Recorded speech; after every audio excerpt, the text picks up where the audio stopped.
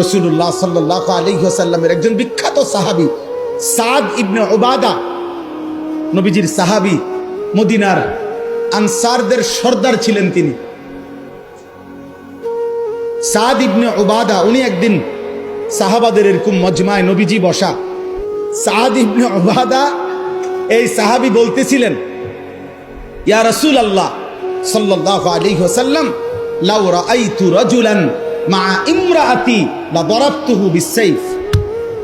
সাহাবী নবীজির সামনে বললেন, ইয়া রাসূলুল্লাহ, আমি যদি 1 মিনিটের জন্য কোনোদিন কোন পর পুরুষ, বেগানা পুরুষকে আমার স্ত্রীর সাথে দেখি কথা বলতে অথবা দাঁড়িয়ে থাকতে, লা দারাবতুহু বিসাইফ, তরবারির 1 কোপ দিয়া তার কল্লা ফেলাই দিই।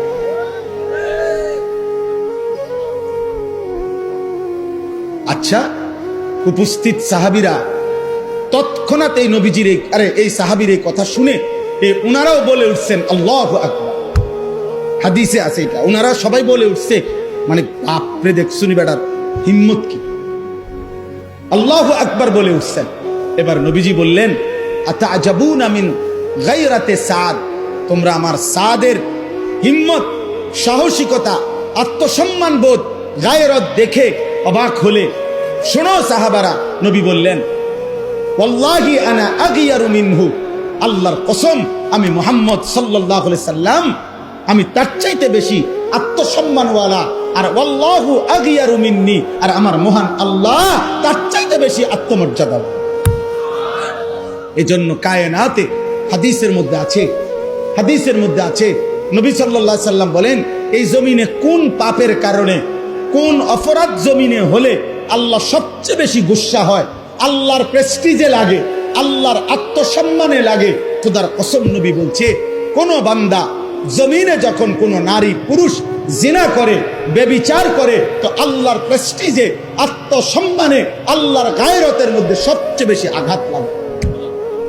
মালিক আমার বেশি গুসা হয়, মালিক আমার বেশি রাগ হয়।